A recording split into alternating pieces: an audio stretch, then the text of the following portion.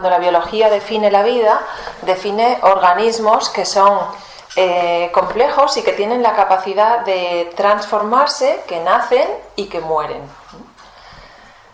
Y bueno, entonces nosotros diríamos un ser vivo sí, nace y muere, lo vemos, pero la Tierra, pues hasta ahora siempre se ha considerado como una roca que estaba ahí en el medio del universo, del sistema solar, y que sencillamente es una piedra,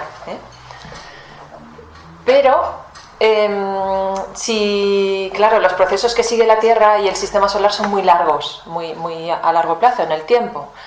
Pero no sé si sabéis que el sistema solar nació, que la Tierra nació hace 4.500 millones de años y que está pensado más o menos que pueda durar otros 5.000 millones de años, pero que la Tierra va a morir o va a desaparecer, si no queremos emplear la palabra morir, Entonces, apareció y desapareció. Y a lo largo de todo ese tiempo de vida o de existencia manifestada, lo que va a ocurrir es que la Tierra ha ido cambiando todo su geografía, su orografía, y sigue estando en un proceso de cambio total, tanto de la tectónica de placas, que sabéis que todo lo que es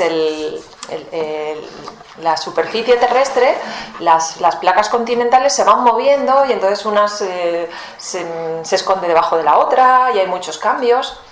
Y entonces, a lo largo del tiempo, este planeta no ha tenido los mismos continentes ni ha tenido las mismas tierras emergidas ni sumergidas, Entonces vemos que es un planeta que tiene muchos cambios. Otra de las ideas que tenemos que pensar sobre ella es el hecho de que en biología siempre ha habido hubo una controversia inicial, porque Aristóteles dijo que la vida se podía generar espontáneamente a partir de la materia inorgánica. Eso posteriormente se consideró como la generación espontánea. No sé si habéis oído hablar de la generación espontánea, que fue una teoría que gracias a Pasteur, a Louis Pasteur, pues él consiguió demostrar que no se generaba la vida a partir de materia inorgánica, sino que la vida siempre se genera a partir de la vida. Es decir, que un microorganismo nace de otro microorganismo, una mosca nace de un huevo de mosca y no puede aparecer un ser a la vida de la nada, sino que nace de otra cosa. Entonces esto ha llevado a muchos a preguntarse que si el ser humano está vivo y ha nacido en esta tierra, en realidad la tierra tiene que estar viva, porque ¿cómo va a nacer un ser vivo en un cadáver, en algo que es inorgánico, que no tiene vida? O sea, no podría darse que algo que está vivo viva en un sitio que es inerte o que no está vivo. Entonces, según esa construcción lógica, que obviamente no es científica, es sencillamente un razonamiento lógico, es decir, la vida viene de la vida, yo estoy viva, me alimento del sol, que es el que me da la vida, por tanto, el sol debe estar vivo y la tierra también debe estar viva. Es un poco una conclusión así como filosófica y subjetiva, pero que es también una línea de pensamiento, Vamos a lanzar otra línea de pensamiento. Vamos a empezar por nuestro propio organismo. Nuestro propio cuerpo, diríamos, está vivo. Evidentemente está vivo, ¿verdad? Y ahora podríamos ir a observar un órgano de nuestro cuerpo. El corazón, los pulmones, y nos podríamos preguntar, ¿está vivo? Pues sí, está vivo. Claro, ¿no? Claro. Ahora podríamos acercarnos un poco más a ese órgano y ver un tejido de los que conforman ese órgano. Y preguntarnos, ¿ese tejido está vivo? Claro, está vivo. Acerquémonos un poco más y veremos que el tejido está hecho de un conglomerado de células. Acerquémonos a una célula. ¿Está viva? Sí. Claro, está viva. Acerquémonos un poco más. esa célula, si cogiéramos un microscopio para verla en grande, veríamos que tiene lo que se llaman orgánulos. O sea, órganos, pero son tan pequeñitos, se llaman orgánulos. Dime alguno. Un ribosoma. Un ribosoma.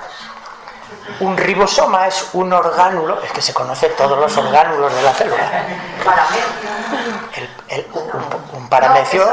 No, un paramecio es un.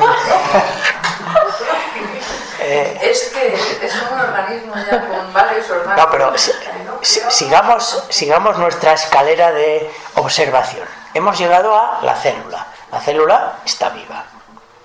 Nos acercamos y vemos un orgánulo, un ribosoma, y nos preguntamos con el microscopio, viéndolo en grande, ¿está vivo?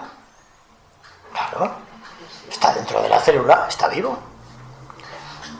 Afinamos el microscopio y nos vamos a ver el ribosoma en detalle. Y vemos que está constituido por estructuras proteicas. Esas estructuras proteicas forman parte del orgánulo. Podríamos preguntarnos, ¿es materia viva esto?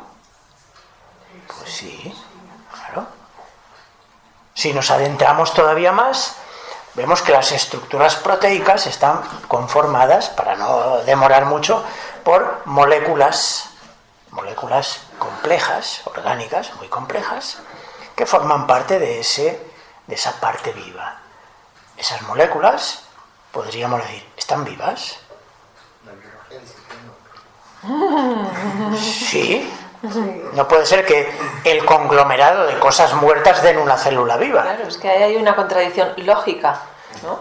Sí, pero sí. sigamos un poco más. ¿Dónde pones el límite Claro. en donde lo vivo deja de estar vivo y Lo está que yo formado digo por cosas muertas? no es científico. O sea, Este es es para reflexionar.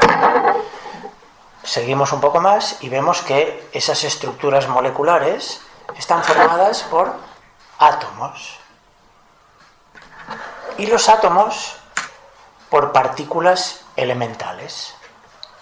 Electrones, protones, neutrones, quarks, positrones, partículas elementales.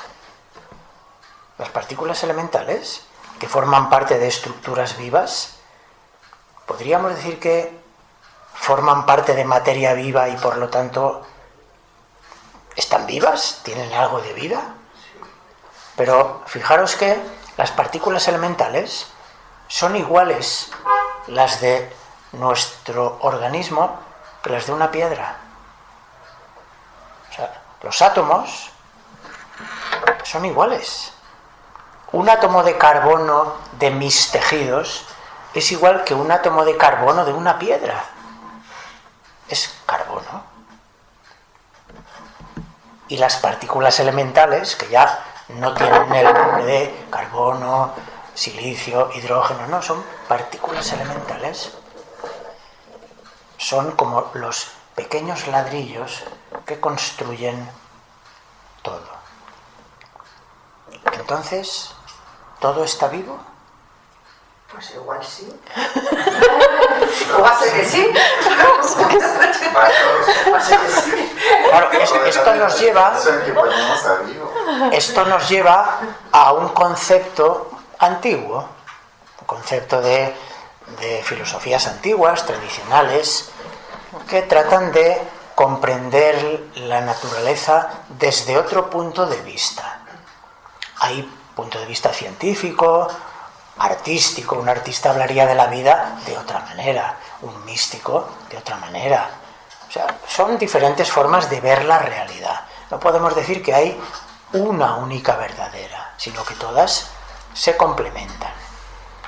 Entonces, en estas filosofías antiguas nos hablaban de que todo en el universo está vivo. Lo que ocurre es que esa vida que lo inunda todo, que lo llena todo, se expresa de forma diferente según el modo de expresión que tenga el organismo. Por ejemplo, un ser humano tiene muchos modos de expresar la vida. porque tenemos una riqueza de expresión corporal, emocional, vital. Nos podemos mover, correr, gritar, reír, llorar, pensar. Tenemos muchos modos de expresar la vida. Un animal no tiene tantos. Tiene menos, no tiene mente, y entonces la expresa con lo que tiene, la expresa como puede, y la expresa. Una planta tiene menos vehículos de expresión. Menos. No tiene emociones, o las tiene pero muy primarias, prácticamente indetectables. Entonces, con lo que tiene, expresa la vida. Claro, mucho más pobremente que un animal o que un ser humano. Una piedra tiene menos modos de expresar la vida. ¿Por qué? Porque solo tiene una serie de átomos, moléculas, pero si nos fijamos en ellas, vamos a ver que a nivel microscópico o ultramicroscópico, las interacciones moleculares, las fuerzas de cohesión, o sea, la tremenda vida, entre comillas, que hay entre los átomos, la resistencia que ofrecen al paso del tiempo, la dilatación y contracción ante el calor y el frío. La pobrecita piedra, cuando tiene frío, no puede decir, como nosotros, ¡ay, qué frío tengo! No, ella se contrae.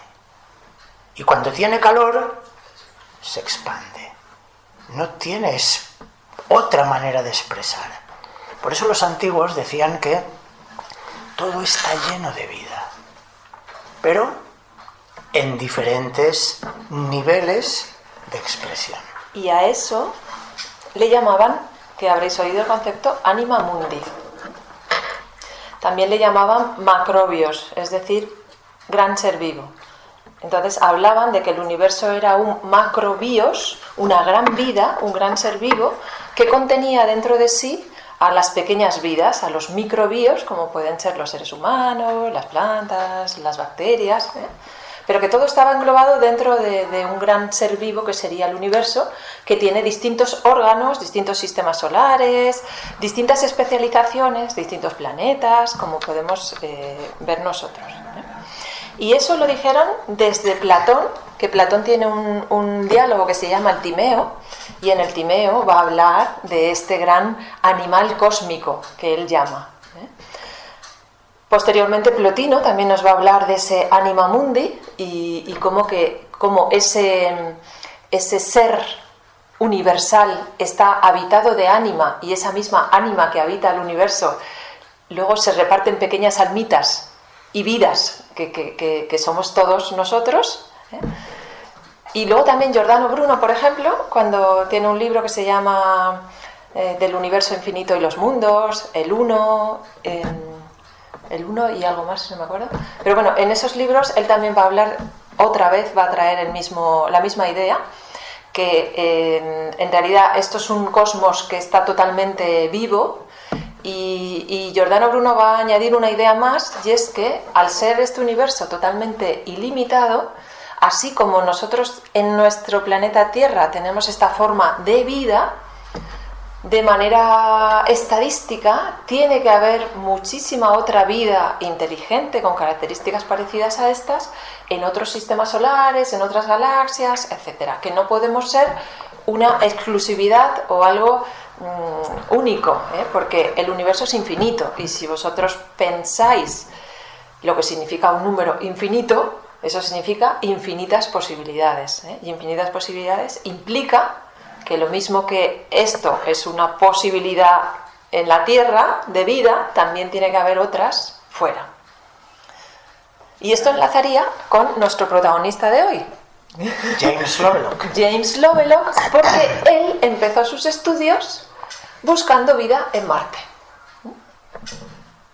En un programa espacial, pues él fue contratado, como especialista que era en la atmósfera y en otras disciplinas, pues fue contratado para esos estudios acerca de la posibilidad de vida en Marte. Y Fue contratado por la NASA. sí. Y él tiene un libro, Lovelock, que se llama Gaia o Gea, ¿no? Es el nombre de la Tierra. Y es un libro muy bonito porque él describe todo su proceso de cómo empezó todo, ¿no? Hablando de lo de Marte y tal, y cómo pronto abandonó porque se dio cuenta que en el estudio de la propia Tierra había mucho por averiguar, mucho por descubrir, y quedó impactado por el hecho de que lo que llamamos la biosfera en la Tierra, que es todo el conjunto de seres vivos, ¿no? Incluido eso que no vemos, que es la microbiota, o sea, todo ¿cuál es el nombre más bonito? Las bacterias, Bacterias, los microorganismos. Todos los microorganismos que son los que mayor acción ejercen sobre la atmósfera. Aunque pensamos que como están ahí y no se ven, pues bueno, prácticamente no cuentan. Dentro de nosotros estamos llenos de microorganismos, que son los que producen la asimilación de los nutrientes. Nosotros les damos de comer, pero ellos, con su procesamiento de los nutrientes, nos dan a nosotros el alimento. Bueno, está todo el subsuelo y la parte superficial, todo poblado de microorganismos. El caso es que Lovelock se dio cuenta que, según las teorías que hablan del origen de la Tierra, cuya antigüedad se cifra en 4.500 millones de años. Bueno, a través de restos fósiles y de dataciones y de restos pues en las montañas, el estudio del suelo, bueno, los métodos de datación, es que nos vamos a ir muy lejos. El caso es que 4.500 millones de años, y lo que le sorprende a él es que en ese tiempo la cantidad de energía solar, o sea, la potencia solar, ha cambiado a lo largo del tiempo muchas veces. Porque hemos dicho que el sistema solar nació. Entonces eso significa que el Sol, hay teorías sobre cómo nació el sistema solar, pero el Sol era una nebulosa solar, se expandió, los planetas empezaron, las rocas o las masas salieron despedidas, se fueron enfriando. Hay muchas teorías, ¿eh? Eso significa que el Sol está en un proceso de combustión y no está estabilizado, sino que está como... ¿sabéis las teorías del Big Bang? Crecerá y luego decrecerá. O sea, son movimientos de aceleración o de deceleración, pero no son estables. Eso lo que significa es que el Sol, desde que dio origen el sistema solar, ha aumentado su intensidad lumínica. Aproximadamente 20-30%. Sobre un 20%. Ha cambiado la cantidad de energía solar que está depositando sobre la Tierra. Eso significa que un 20% más de energía solar volcada sobre el sistema solar, Tierra incluida. Ese 20% supondría un aumento de temperatura en la Tierra, en la atmósfera, en la biosfera, o sea, en todo el sistema de la Tierra, altísimo, hasta llegar posiblemente al punto de ebullición del agua, lo cual imposibilitaría la vida. Lo mismo que cuando ha producido un descenso de energía solar, por esos vaivenes que ha tenido el Sol en 4.500 millones de años, se hubiera podido llegar al punto de congelación en la Tierra, pero no en los polos, en toda la Tierra, impidiendo la proliferación de la vida. Pero, sí. Entonces, lo que él vio en Marte es que y en la atmósfera de Venus, en la atmósfera de Marte y en la atmósfera de Venus, es que el desarrollo de ese sistema solar que está en movimiento, en cambio, llevó a que las atmósferas de Marte y de Venus alcanzasen un equilibrio estable. Es decir, los gases que ahí había empezaron a reaccionar entre sí hasta alcanzar una estabilidad inerte. Y tanto la atmósfera de Venus como la atmósfera de Marte tienen un 90 y tantos % de CO2 en su atmósfera. Es decir, que cualquier planeta del sistema solar, si tú lo dejas en ese sistema solar, lo que va a ocurrir, la evolución natural le llevaría a que esa atmósfera hubiese acabado teniendo un 99%, su mayor parte, de CO2. Mientras que en el planeta Tierra es un 0,02%. Eso significa que aquí están pasando cosas muy raras, porque lo normal hubiese sido ese porcentaje tan elevado en la atmósfera, donde los gases ya no reaccionan entre sí, han llegado a un equilibrio estable. Si pensamos que en esos miles de millones de años que el Sol ha tenido sus altibajos energéticos, no han llevado a la Tierra a ni alcanzar ese punto de ebullición del agua, esos 100 grados o más, y tampoco han llegado a producir la congelación de todo el planeta, quiere decir que hay algo en el planeta que ha ido compensando esas influencias del Sol.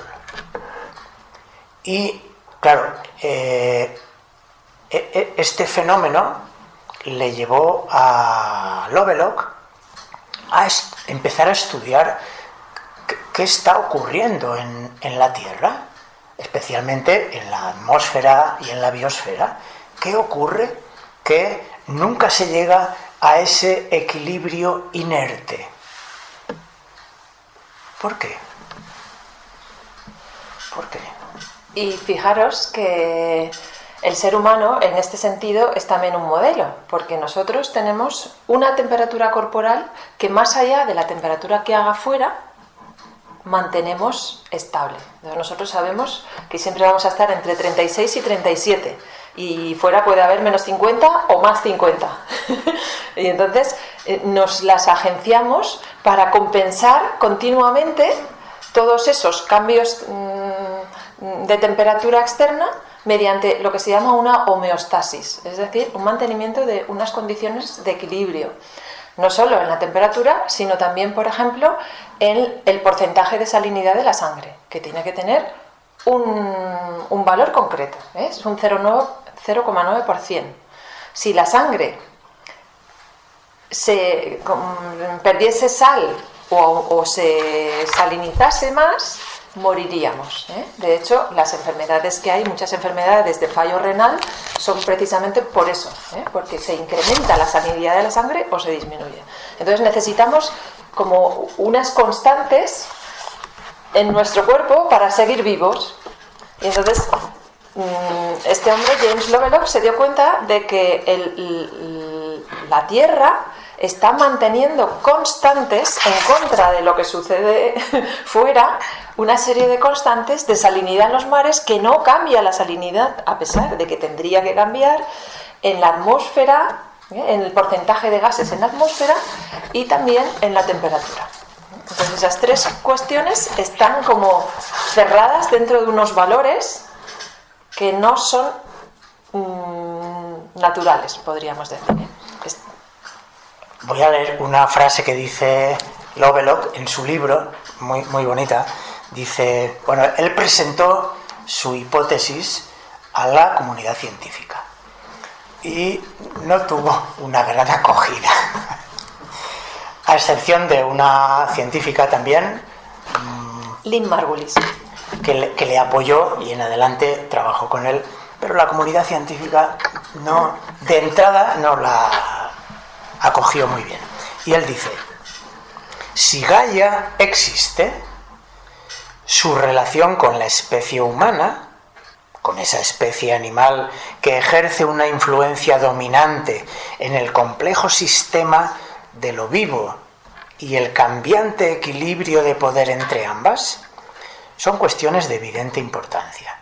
O sea, está diciendo, si Gaia existe, o sea, si Gaia como vida existe, un planeta vivo, si el planeta está vivo, entonces la relación con la especie humana es algo a tener en cuenta, porque está vivo, dice. Serán consideradas en capítulos posteriores. Dice, pero quiero subrayar que este libro ha sido escrito primordialmente para estimular y entretener. La hipótesis Gaia es para aquellos que gustan de caminar, de contemplar, de interrogarse sobre la Tierra y sobre la vida que en ella hay. También de especular sobre las consecuencias de nuestra presencia en el planeta. Es una alternativa al pesimista enfoque según el cual la naturaleza es una fuerza primitiva a someter y conquistar. Es también una alternativa al no menos deprimente cuadro que pinta a nuestro planeta como si fuera una nave espacial demente que sin piloto ni propósito describe círculos eternos alrededor del Sol. O sea, está diciendo, es una hipótesis, es verdad. No hay una demostración taxativa, pero es una visión del mundo diferente a el hecho de pensar que la Tierra es una roca que va dando vueltas mecánicamente, sin sentido, alrededor del Sol, movida por fuerzas gravitacionales, y casualmente alberga en su seno pues una serie de especies entre las cuales está casualmente el ser humano. Dice, esa visión es un poco deprimente, aunque solo sea por tener una visión un poco más bonita, más bella, con más sentido. Pues, y entonces sigue con el libro argumentando más cosas. En realidad lo que la comunidad científica no admite es un fin teleológico, es decir, que el planeta Tierra tenga como un objetivo, ¿no? Que tenga como un sentido de vida, ¿eh? Eso es lo que no se puede demostrar por medios científicos porque escapa un poco al terreno de la ciencia, ¿eh? Pero sí que la comunidad científica admite que esta es la teoría que él propone, que hasta ese momento, en los años 70, se había pensado que la Tierra era un hábitat que estaba ahí tal cual, ¿eh? Estas son las condiciones de la Tierra y los seres vivos se tenían que adaptar a esas condiciones, ¿eh? Entonces toda la biología era un proceso de adaptación a un entorno hostil, entre comillas, ¿eh? De manera que solo los más fuertes acababan adaptándose. El cambio de paradigma es que en realidad el habitante y el habitador están creando el lugar, ¿eh? Es decir, que los propios seres vivos son los que están modificando las condiciones y haciéndolas adaptadas a su necesidad, ¿eh? Es decir, que esto es un organismo, un conjunto especializado de tierra y habitantes en donde los dos de alguna manera se están apoyando, ¿eh? Y están como haciendo que las condiciones varíen, porque al haber estos dos factores ya no es lo mismo que si estuviese la Tierra sola o sea, que se influencian mutuamente, ¿eh? Entonces estamos pasando de un concepto en donde esto es un sistema mecanicista que está ya fijo y entonces o te adaptas o mueres, a otra concepción en donde el ser vivo tiene la capacidad de modificar su hábitat y de hacerlo más atractivo para vivir en él, ¿eh? Y entonces se genera una comunidad simbiótica, ¿eh? De la misma manera que ocurre en el cuerpo humano, que nosotros decimos, tenemos bacterias, sí tenemos bacterias. Ellas se aprovechan de lo que nosotros les damos y nosotros nos aprovechamos de lo que ellas nos dan, porque nos dan vitaminas, nos dan cofactores, nos permiten la vida, porque hay cosas muy especializadas que sin ellas no tendríamos, ¿eh? Y posiblemente están condicionando nuestro tipo de vida. De forma que esto es un sistema complejo, autorregulado, ¿eh? En donde las condiciones que se han creado porque entre las dos partes hemos llegado a esto, ¿eh? Y además nos ocupamos de que se mantengan estas condiciones dentro de una estabilidad. Entonces a eso se le llama algo con vida. No vamos a decir que es un planeta vivo como que piensa, razona, elige, porque eso sería la conciencia, pero tampoco nosotros decidimos a qué bacterias dejamos entrar ni qué van a hacer esas bacterias. Hay muchas cosas dentro de nuestro organismo vivo que van en automático, ¿eh? Y no negamos que nosotros tengamos una conciencia ni una vida, ¿eh? Entonces, bueno, que la vida es compleja, ¿eh? Que estas hipótesis no están diciendo que la Tierra tenga una inteligencia, una conciencia como pueda tener un ser humano, pero sí que están diciendo que tiene unas características pues que le dan una cierta vitalidad y que le asemeja mucho a un ser vivo. Podríamos también ir a la mitología, a ver qué decían, por ejemplo, los mitos griegos acerca de Gea.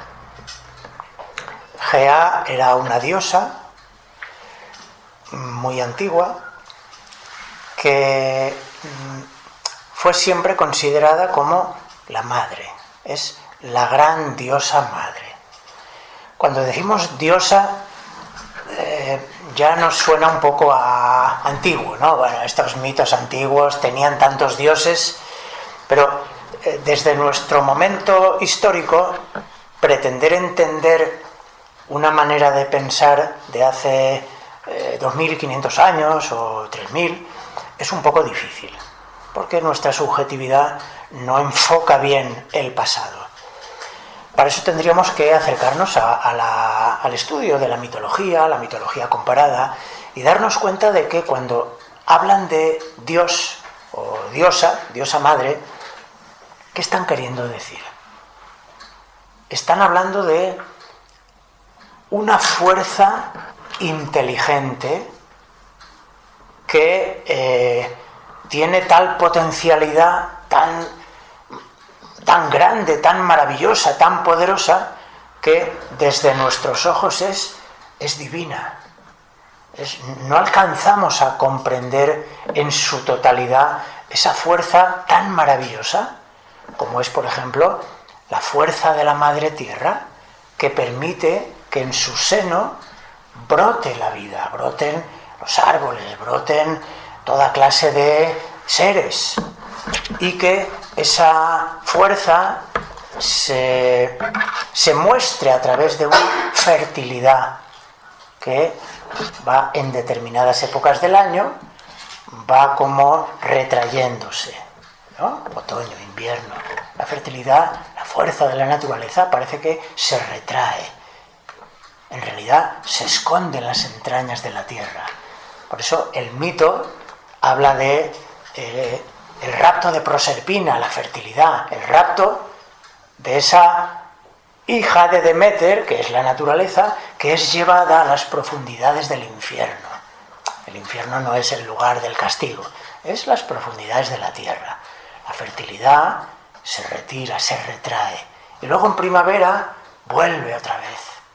6 meses del año está fertilizando todos los campos, dando vida, y 6 meses del año se retrae. Esos mitos nos están hablando de procesos de la naturaleza maravillosos que nosotros no sabemos bien cómo funcionan. Los admiramos, nos servimos de ellos, tratamos de conocerlos, pero para nosotros es algo divino en su funcionamiento.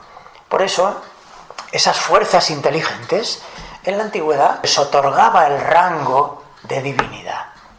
Y la adoración a esa divinidad no es tanto esa actitud de sometimiento, de petición. No, es otra cosa.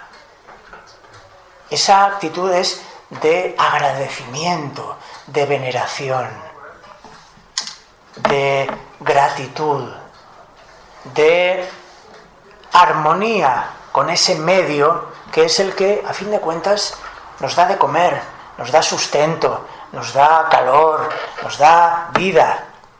Por eso ese trato con esa madre naturaleza es a la madre naturaleza, a la diosa Gea.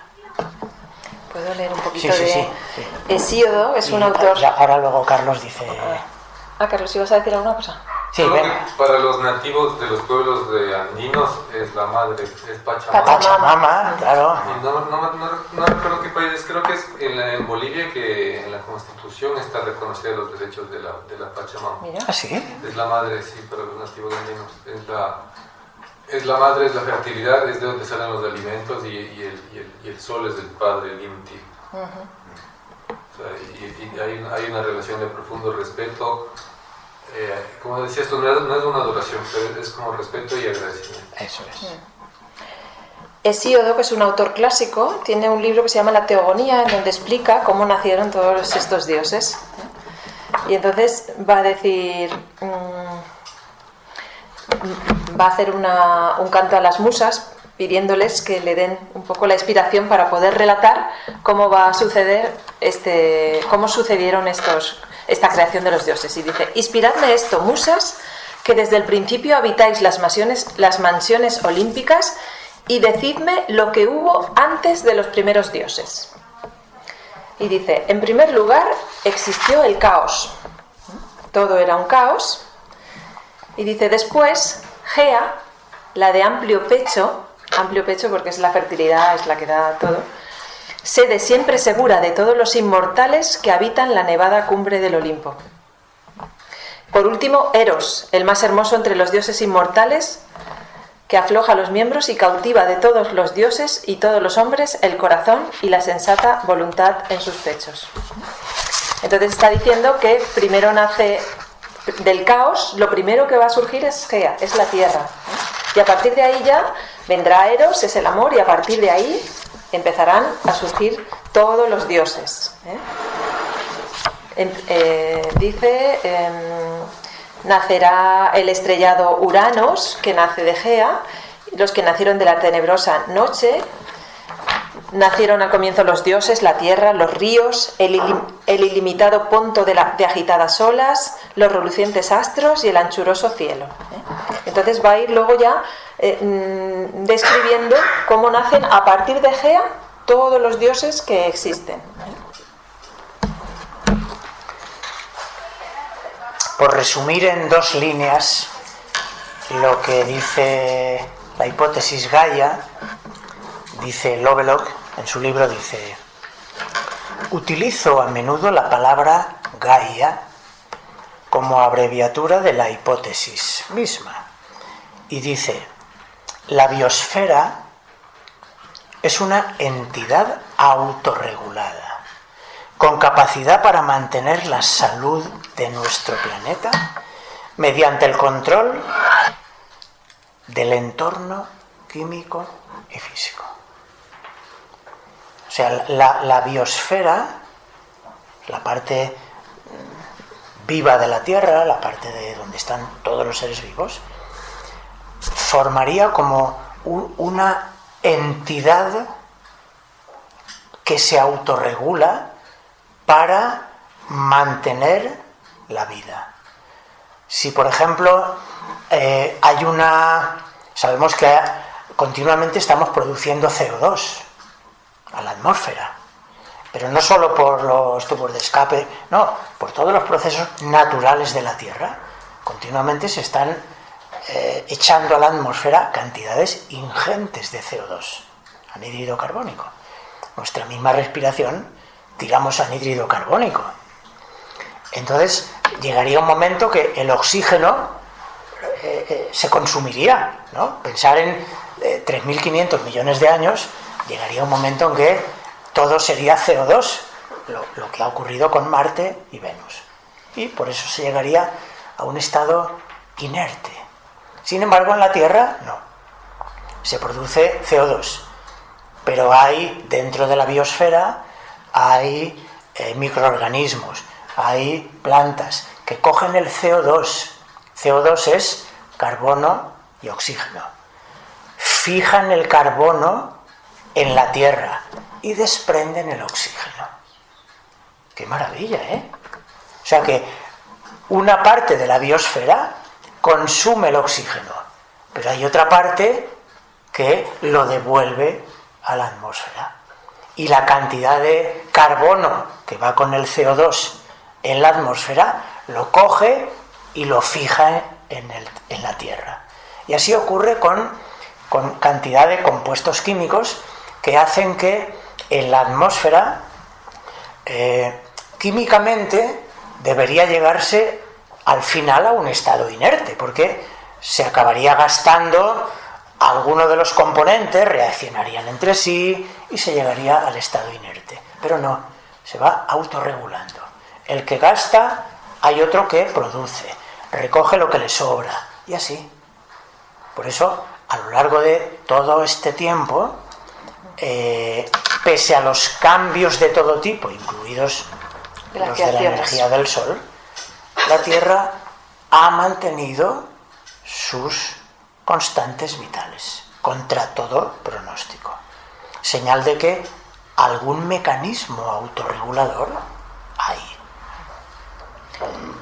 Llamémosle GEA, llamémosle como queramos, pero es indudable que algún mecanismo autorregulador hay.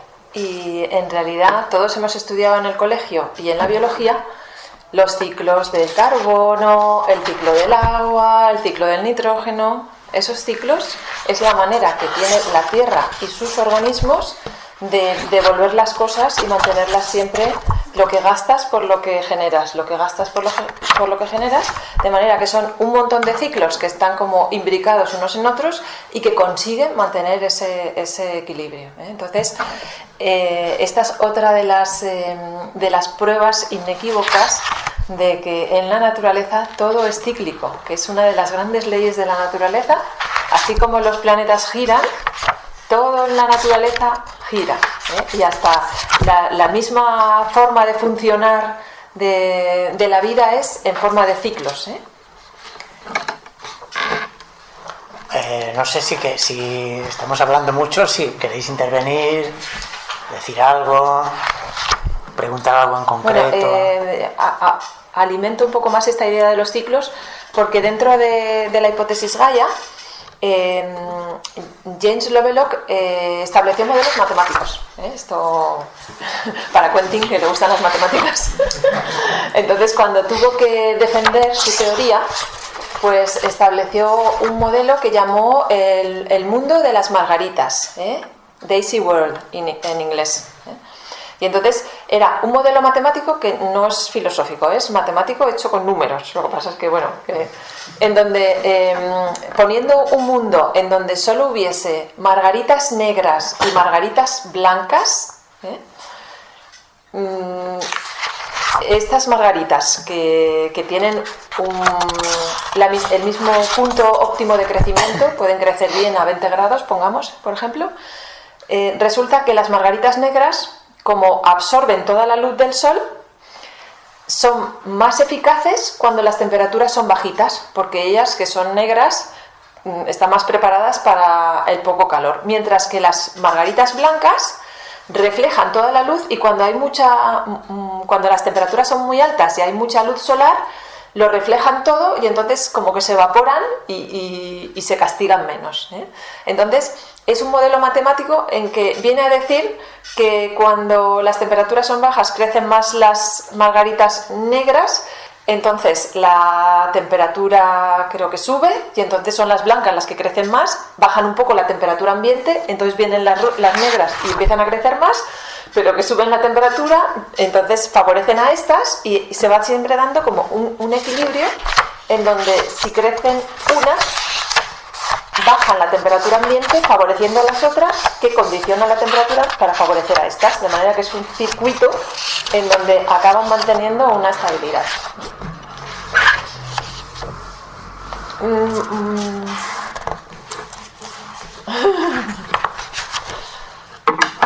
Sí. Me hace pensar, cuando hablamos de la hipótesis Gaia, que es una hipótesis entonces de 1970, Sí. ¿Qué pensó? ¿Qué ocurrió? ¿Por qué no hemos tardado tanto en pensar una hipótesis así? Porque hay otras filosofías que no son occidentales, los animistas, no conozco muy bien, pero o orientales, o justamente nativas, que lo tienen claro desde el origen del tiempo. ¿Por qué en Occidente y en Europa específicamente hemos tardado tanto en emitir una hipótesis así? Pues es una hipótesis totalmente lógica, pero tiene un inconveniente, y es que tiene que desbancar el darwinismo en biología. Entonces, el darwinismo ha sido una teoría demasiado poderosa ideológicamente, no científicamente, que viene a decir que este mundo es una competencia y que todos estamos aquí compitiendo, que solo los más aptos van a sobrevivir y que este planeta es un poco hostil. Entonces, eso de las interrelaciones, de que podamos estar no compitiendo, sino apoyándonos para mantener unas condiciones estables, es un cambio de paradigma. No es algo muy fácil, o sea, quiero decir que cualquiera que le plantees esta teoría con todas las evidencias no tiene ninguna duda. El problema es toda la filosofía científica que hay detrás, que es muy difícil de desbancar. Entonces, para apoyar esto, vino la otra científica que os hemos hablado, que es Lynn Margulis. Lynn Margulis dijo algo que fue también muy revolucionario en su momento. Ahora es una teoría confirmada, quiero decir, tanto lo de Lovelock como lo de Lynn Margulis es aceptado dentro de la biología, pero no ha sido capaz convive con el darwinismo, no ha sido capaz de desbancar al darwinismo porque tiene mucha fuerza. ¿Qué es lo que dice la teoría de Lynn Margulis? Sabéis que el darwinismo lo que decía es que pues que aquí la vida se va dando porque desbancas a lo anterior, que es menos evolucionado, menos perfecto, y entonces aparece una forma de vida superior que desbanca a la inferior. La evolución de las especies. Efectivamente, la evolución de las especies. Y entonces Lynn Margulis descubrió, trabajando con bacterias, que para crear organismos, como diríamos, pluricelulares, como somos nosotros, nuestras células, que se llaman células eucariotas, vienen de la simbiosis de las células procariotas. Es decir, que para que nosotros estemos hoy vivos, lo que ha sucedido en la evolución al principio es que dos células primitivas de esas bacterias que en el mundo de la biología, en el mundo darwinista, se entendían como que las bacterias eran malas, organismos patógenos que provocan enfermedades, son como una cosa que no es importante, lo importante somos nosotros, pero esas bacterias son las primeras. Pues resulta que esas bacterias no compitieron entre ellas, sino que una entró dentro de otra y fabricó las células que hoy componen nuestros cuerpos, por un proceso de simbiosis. La naturaleza no compitió, se juntó esfuerzos y colaboró. Entonces se trata de entender que todos estos procesos evolutivos se han dado por cooperatividad, no por competencia, y eso es un cambio muy importante. No sé, la primera vez que escucho que el darwinismo es la competencia de uno en contra del otro. Mi entendimiento es que el darwinismo es la competencia para mantener la vida, pero hay varias estrategias, unas que pueden ser egoístas de yo contra los demás y otras que pueden ser justamente cooperativas. El ser humano se organiza en sociedad para poder sobrevivir en la Tierra. Entonces, no es uno o el otro, es Gaia o Darwin, van a la par. Y Gaia es la osmosis de estas luchas y cooperaciones incluidas. No sé, me parece curioso escuchar esto. Sí.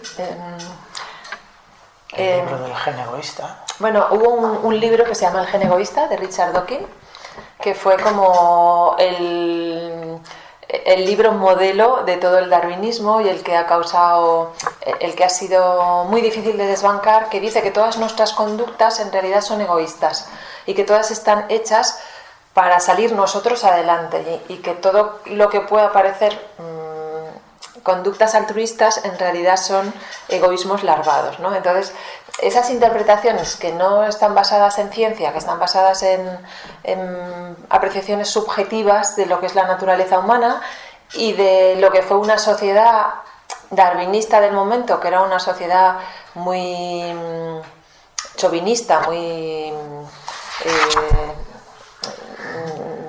donde había mucho imperialismo, muchas guerras, mucha competitividad así a nivel de naciones, pues generó una forma de pensar, y entonces esa forma de pensar ha costado mucho ir retirándola de la ciencia. Entonces, como digo, dentro del darwinismo, pues es verdad que hay una evolución, que hay una selección natural que explica la microespeciación, pero luego ha habido muchas cosas a las que el darwinismo no ha dejado espacio, porque era como la teoría y todo eso que decía de una tierra en competencia, en lucha, pues claro, eso no es, o sea, hay otras interpretaciones y pueden coexistir muchas otras cosas, entre ellas esta teoría que es tan sugestiva y además pues eso tan obvia, pero que, como decimos, ha causado muchísimo rechazo dentro del mundo de la ciencia durante muchísimos años. La historia con Lynn Margulis es muy interesante porque ella estuvo casada con Carl Sagan, entonces es la esposa de un gran cosmólogo, una personalidad influyente dentro del mundo de la ciencia. Y sin embargo, a pesar de eso, cuando ella descubre este mecanismo,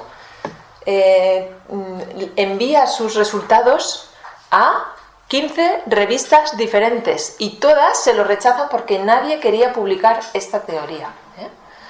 Estuvo más de un año intentando que esto pudiese salir a la luz.